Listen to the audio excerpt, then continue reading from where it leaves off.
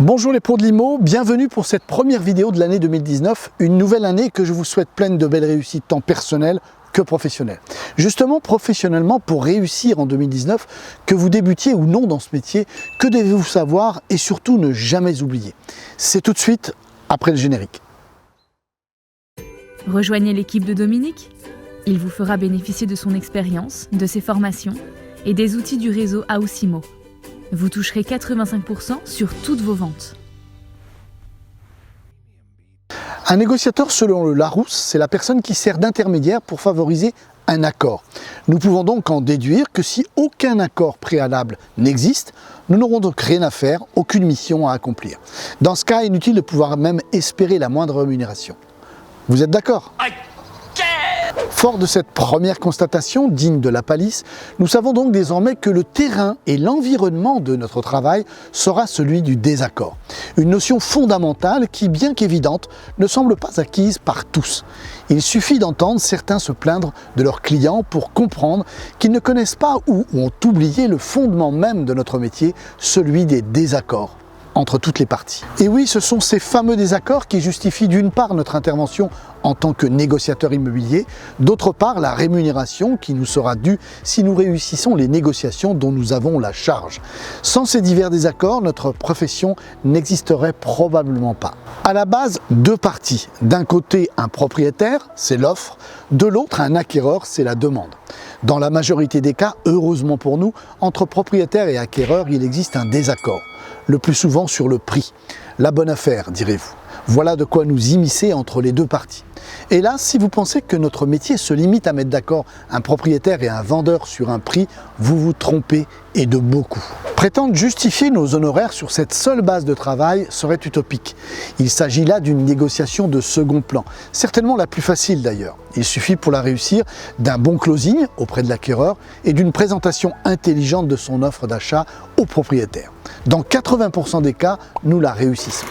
Et les amis, nous sommes en 2019, le Père Noël est d'ailleurs passé il n'y a pas très longtemps. Croyez-vous qu'avec Internet, propriétaire et acquéreur aient encore besoin de vous pour négocier et s'entendre sur le seul point du prix final? Allons, soyons sérieux, si c'est là les seuls clients que vous recherchez, bon courage. Effectivement, le plus gros de notre travail se situe en amont de cette négociation finale. Terminer le temps où les propriétaires poussaient la porte de l'agence pour confier leurs biens à la vente à un professionnel. Aujourd'hui, le premier désaccord pour lequel nous devons négocier concerne la prise d'un premier rendez-vous. Cela peut même prendre un certain temps et demander plusieurs entretiens téléphoniques. Viendra ensuite la seconde négociation, celle de la prise de mandat. Ce n'est pas parce qu'on vous aura accordé un rendez-vous que vous ressortirez immédiatement avec un mandat.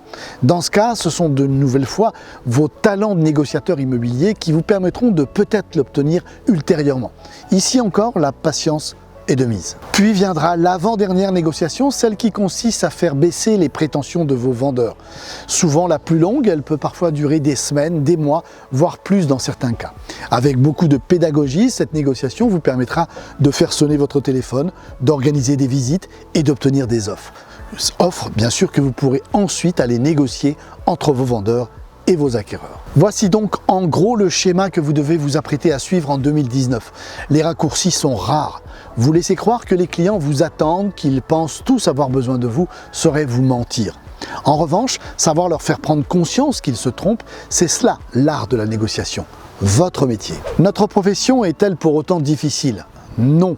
Ceux qui le pensent sont ceux qui veulent griller les étapes, qui voudraient avoir uniquement à négocier le prix entre un acquéreur et un vendeur, rentrer des mandats en claquant des doigts ou en payant quelques euros pour obtenir des rendez-vous VIP avec tapis rouge et mandat exclusif à la clé. La seule chose qui peut rendre l'exercice de notre métier difficile, c'est justement de croire qu'il est difficile et de rechigner à faire certaines tâches comme la prospection, par exemple, au seul motif que cela risque de contrarier notre ego. Pour conclure, si vous désirez réussir en 2019, cessez de vous plaindre de vos clients. Écoutez-les. L'écoute, c'est l'arme secrète du bon négociateur. On ne possède jamais la clé d'une bonne négociation. En revanche, nos clients la détiennent et nous l'attendent volontiers si on sait les écouter. Très bonne semaine. Une fois encore, je vous souhaite une merveilleuse année 2019. House IMO, réseau de mandataires spécialistes en immobilier. Un pack complet à 85 €. Une réversion de 85% sur toutes vos affaires.